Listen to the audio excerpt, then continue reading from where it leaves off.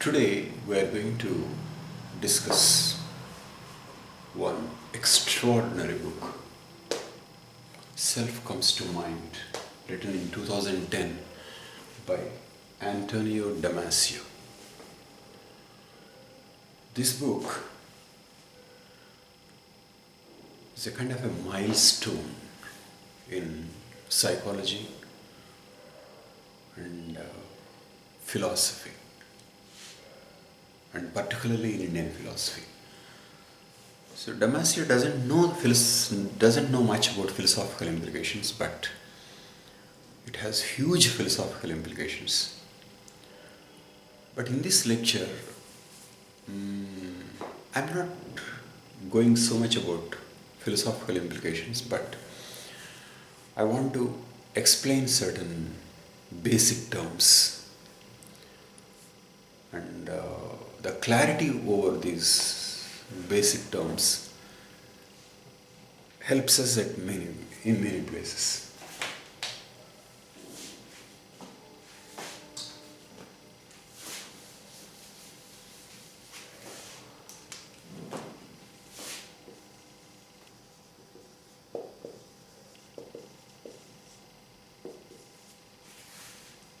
First, brain and mind. Brain is obvious. It is here. It can be cut, watched. But what is mind? And where is it? What does it do? Damasio says, mind is a function of brain. Mind is an aspect of what brain does, a function. An aspect of what brain does is mind. Mind is not outside the brain. But which aspect? But more importantly, what is it that the brain is doing?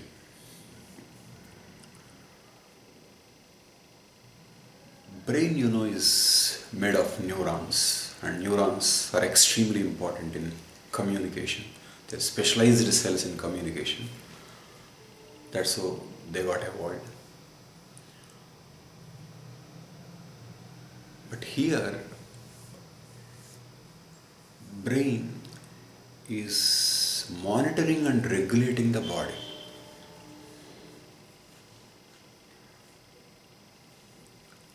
But how does it monitor and regulate the body? It is like this. It makes neural maps.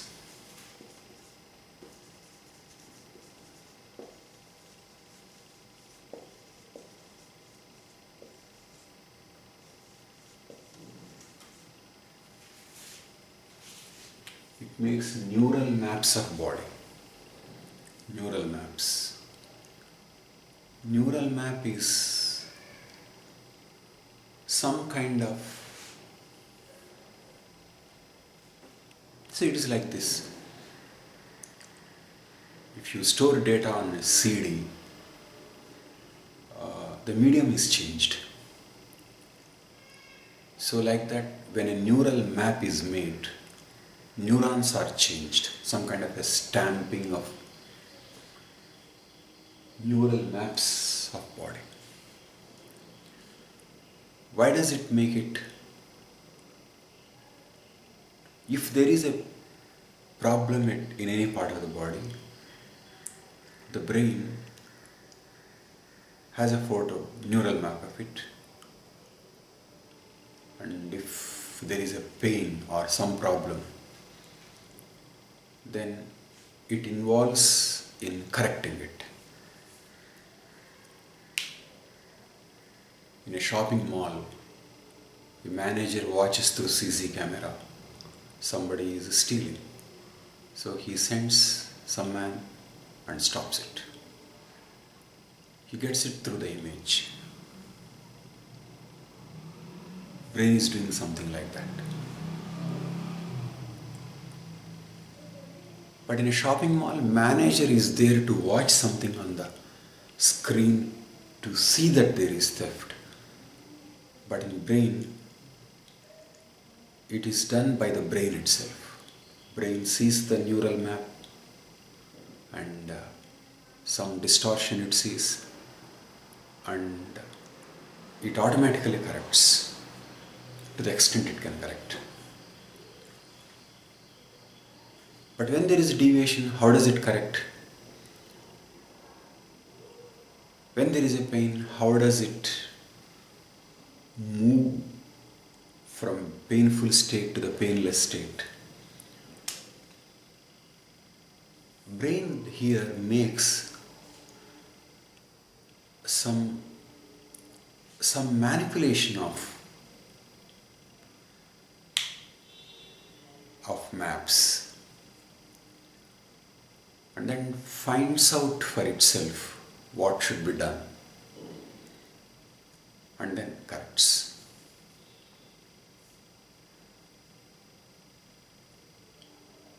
So, manipulation of the map finally to discover the solution. So, brain makes maps, manipulates, discovers the solution, and corrects. This is how brain monitors, regulates the body. What is mind?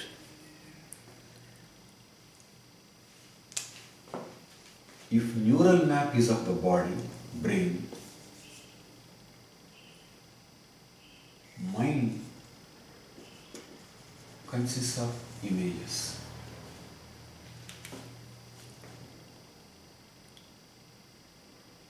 Neural map is of the brain, but image is of the mind. Mind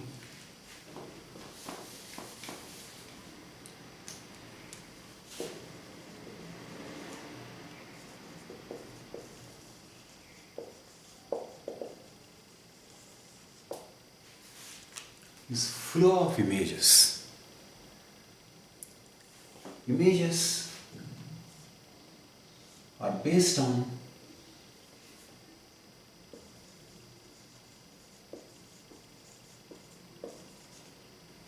neural maps. Mind is the flow of images. Images are based on neural maps. So it is like this. When you store a data on a CD, the medium is disturbed, neural map. But when you watch it, there is an image. That's it. That is the mind. So brain and mind are linked. Brain is the physical part, and mind is psychological part. Flow of images. Images are based on neural maps. But we said that the brain has the neural maps, manipulates them, finds a solution, and corrects. Looked from mind point of view, mind has two kinds of images.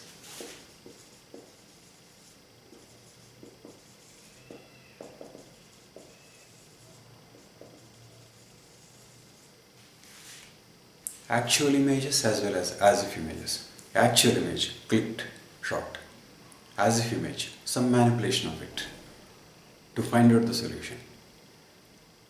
And then finds the solution, fixes it. So, suppose there is some reduction in blood flow to the heart. Neural maps detect some manipulation of maps. Brain finds the solution, and then intervention takes place and blood flow restored. This is what brain does, and this is what mind is. Production of images, actual and as if, and solves. See, so Mind is flow of images, actual images, as if images, all images. Brain is maps. So mind is a function of the brain. Image production function is mind. But by image we don't mean only visual. It can be auditory image, all kinds of sensory image. So neural map is not just about the vision, but all sensory data. So mind is a function of the brain. Mind is a production house of images. It's flow of images. Images based on neural maps. And the images are actual as well as if images, some manipulation. So that is the relationship between the brain and the mind.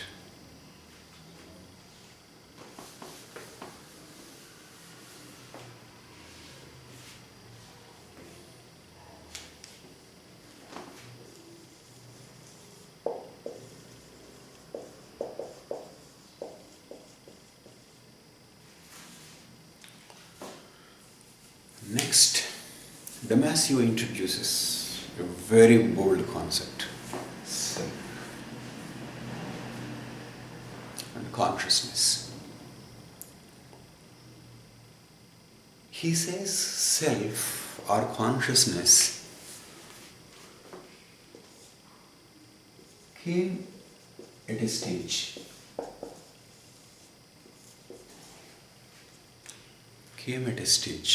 In evolution.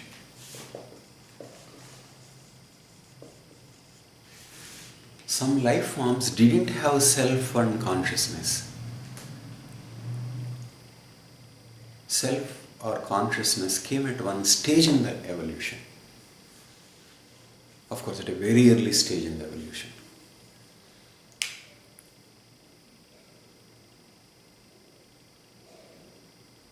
So, what were they doing without self and consciousness?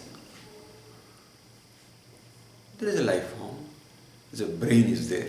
Of course, brain itself came at one stage of evolution. At one time, there were no brain at all. There was no brain.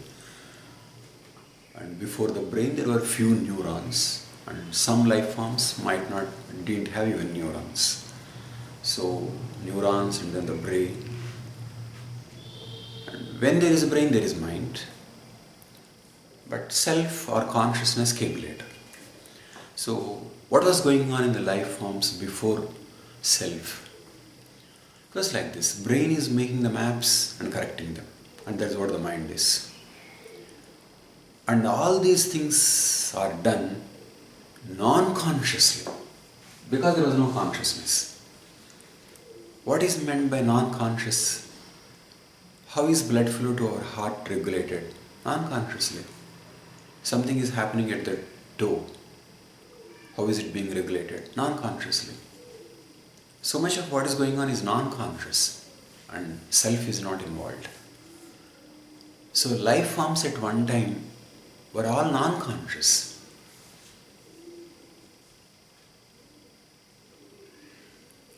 So during one stage in evolution, consciousness and self came. So non-consciously, monitoring and regulation was taking place, non-consciously.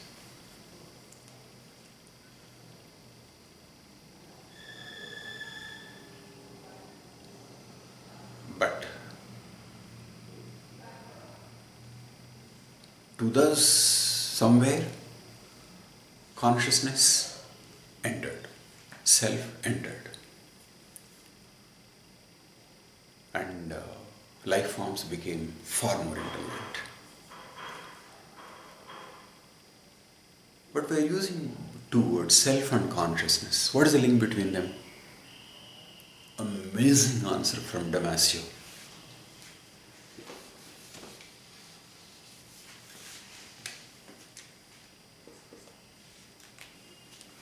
Profound reply. Self is consciousness. Why is it so? So let us pursue from consciousness. When we say we are conscious, we mean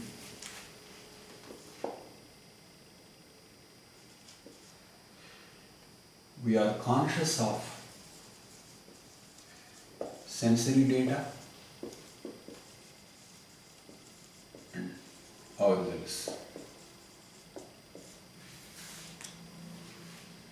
When we say we are conscious of sensory data and we are conscious of me.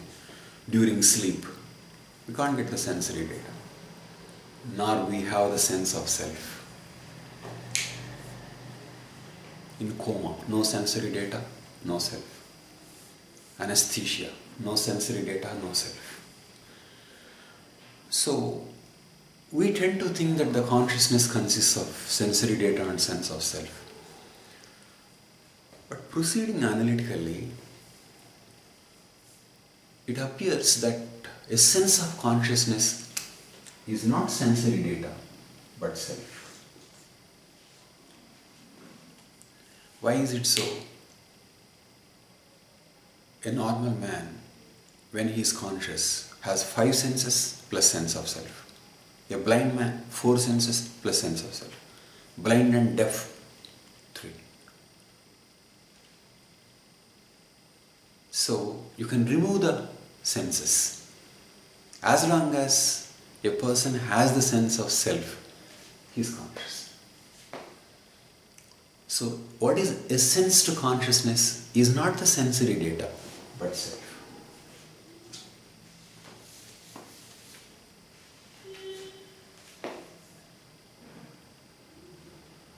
Very important to discover.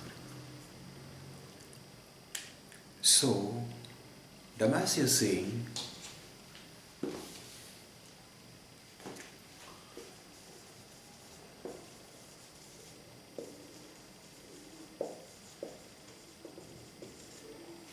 when self comes to mind,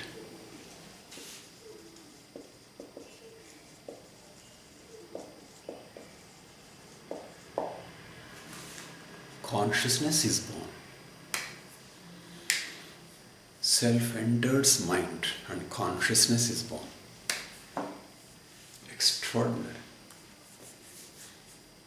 profound, deeply interesting.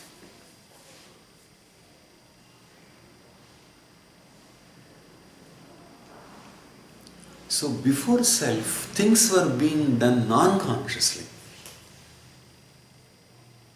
When self came, many conscious things were being done. Here Damasio introduces a distinction between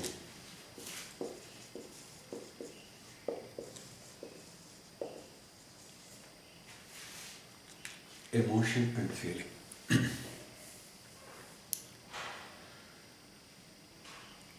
When brain found the blood flow low and introduced correction, it was all non-conscious. Blood flow low, why is it negative thing? The negative thing is registered in the brain that this is negative. Our food is not tasty, or an animal attacked. All negative things recorded. All positive things recorded. And when mind sees negative, it checks, it changes. Sees positive, it wants to have more of it. All this was taking place non-consciously. Damasio calls them emotions. And when the organisms picked up self, then the organisms are conscious of negative and positive things. Damasio calls them feelings.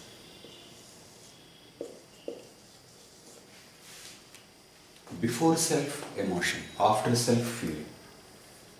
Before consciousness, emotion. After consciousness, feeling. So what are we? We have emotions as well as feelings. Blood flow to the heart, minor reduction. Emotions will take care. But there is a lot of pain. You have feelings. You go to the doctor, take medicine. It is feeling. So at one level, emotions are checking and monitoring. But above that level, feelings enter. And remember, self emerged without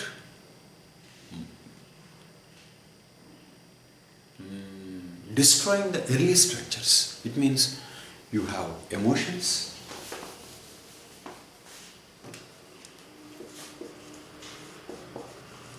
and then you have feelings. You have non-conscious work, and then you have conscious work. Man does many things non-consciously and also he does consciously. So what is of interest in the evolution is that, okay, we'll say about the way it is working. Of course, you can talk in terms of God also, or in terms of evolution. See, God is not creating something new. He was the old thing, and over the old thing, something else is being introduced. There is no starting from scratch. There was no special creation. So, over the previous, God is adding something. Okay, you can reject God. That's how evolution is taking place. Over the previous, modifications. But the previous is not discarded. So, non-conscious content, it is like this. And of course, in the case of human beings, non-conscious, conscious, so it means no self and self. And then you have a huge explosion of brain. Lots of thinking.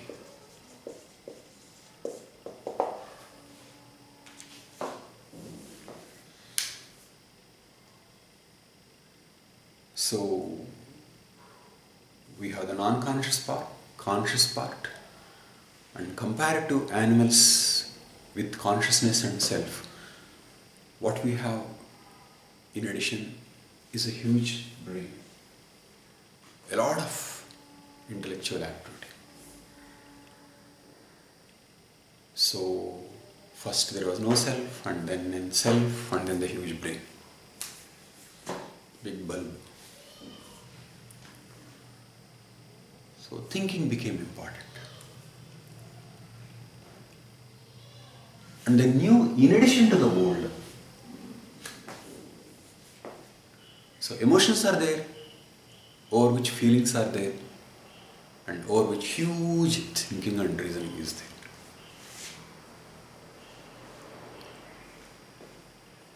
So that's what man is. But why did self come to mind? That is, why did we become conscious? Damasio says, self gives direction to the working of the organism. And interestingly, he divides the self into parts. He says, first there was proto self.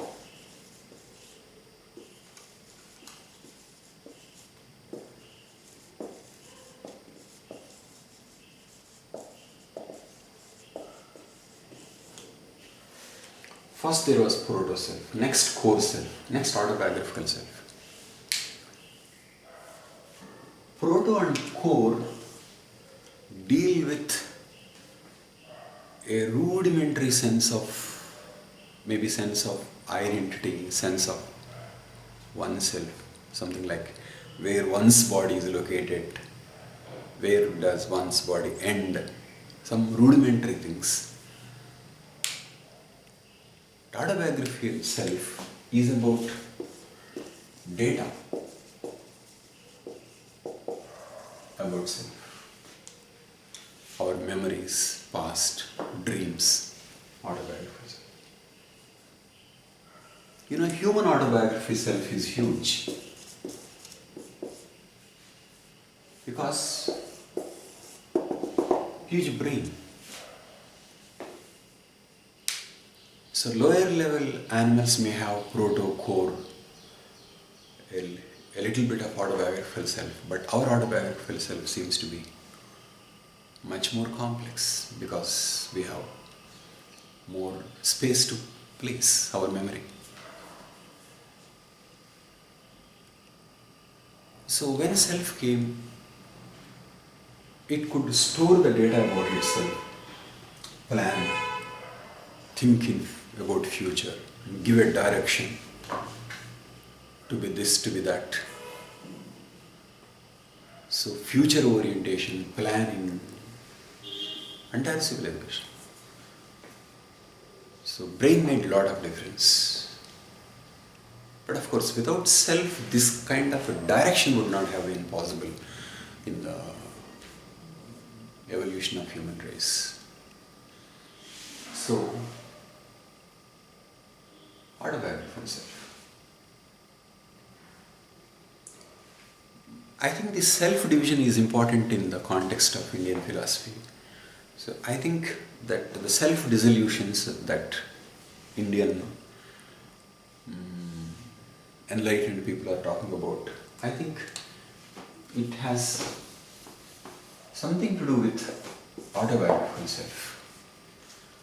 Krishnamurti talks about emptying the contents of self, emptying the contents of consciousness. I think fundamental transformation that Buddhas are talking about, I think has more to do with autobiographical self and rather than core and proto. Proto and core give some kind of an identity to the one's existence. But removing data from autobiographical self probably is source of freedom. It's my guess. So something to do with memory transformation, if that is what Krishnamurti seems to be suggesting.